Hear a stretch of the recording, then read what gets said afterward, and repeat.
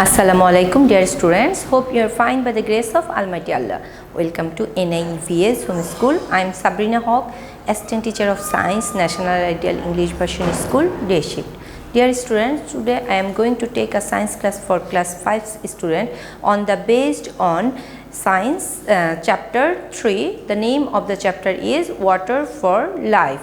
Dear students, let us move forward to today's topic, and this is the first part of the chapter. Take your textbook, open page number 15 and follow the class with your textbook. So dear students, let us move forward to today's topic. This is our chapter 3 and name of the chapter is Water for Life. We are surrounded by water.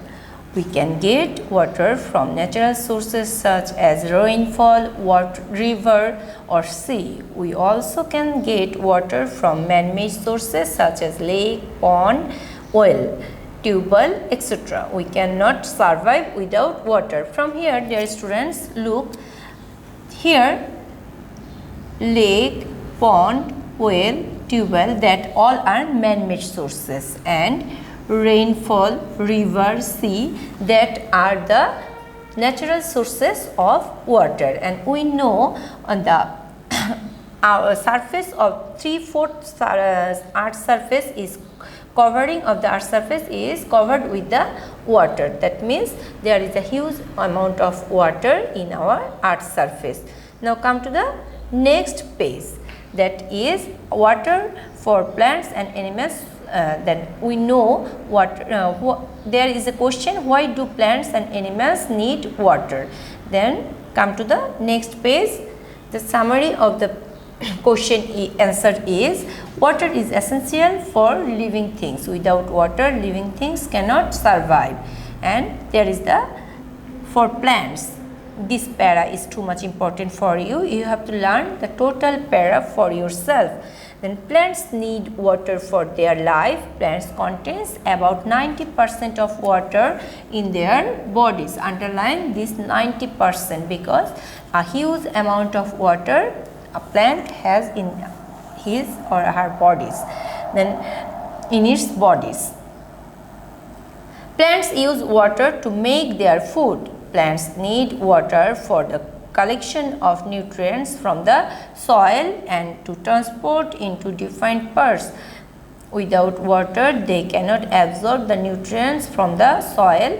Water also plays an important role of cooling the plants in extreme heat. Now come to the picture. This is the picture of plant, and from the root the plants collect the water. With the water, plants also collect the minerals, because plants cannot take the minerals separately. That's why plants takes minerals along with the water through the root, and it's just sent from the root to the other part of their body. And in the leaves, in presence of sunlight, plants take the carbon dioxide from the air, and whatever the water taken by the roots that is reaches to the leaves, the carbon dioxide react with that water and it makes the carbohydrate, and along with the carbohydrate it also makes the oxygen that gives us to the atmosphere again, and that is essential for us too. That from this picture we can easily understand water is too much important for plants, for making their food, for taking minerals, and for making the body cool in extreme heat, in the extreme heat. Now come to the animals. Animals also need water to survive. The human body is made up of about 60 to 70% of water.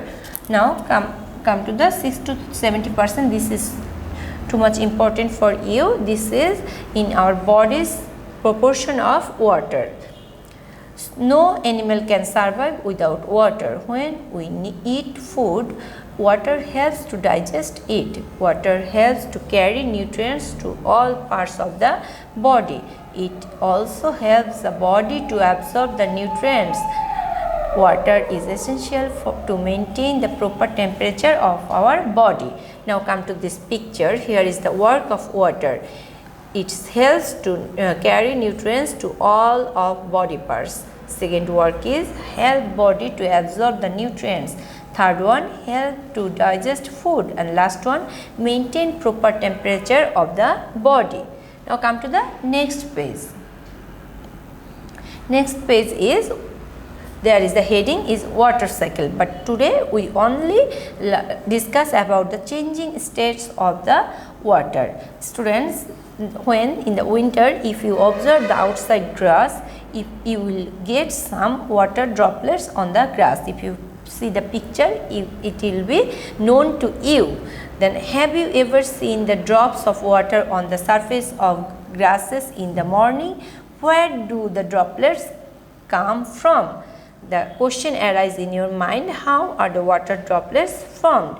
Now come to the next page.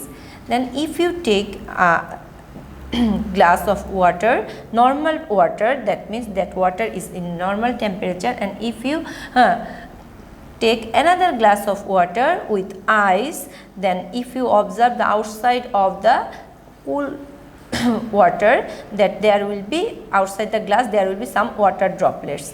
Then we found the droplets of water on the surface of glass B, which have ice, because that glass is so cold.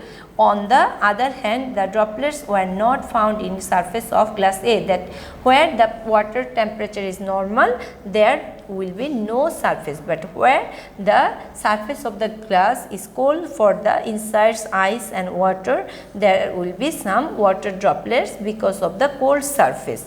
Now come to the summary. The drops of water that forms on cool surfaces such as grass and leaves at the night are called dew. Dear students, this is the definition of dew. This may become a short question in your exam time.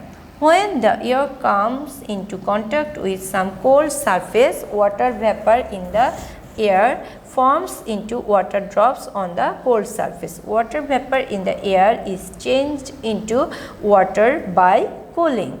The change of state from a gas to a liquid is called condensation. Dear students, this is the definition of condensation. The change of state from a gas to liquid is called condensation. When water is heated, it changes into water vapor. The change of state from a liquid to a gas is called evaporation. This is the definition of evaporation. The change of state from a liquid to a gas is called evaporation. The state of water is changed due to heating or cooling. This line is too much important, because heat is important for the changes of water's states, and when ice is heated, it changes into water. When heat is added to the water, it evaporates and changes into water vapor.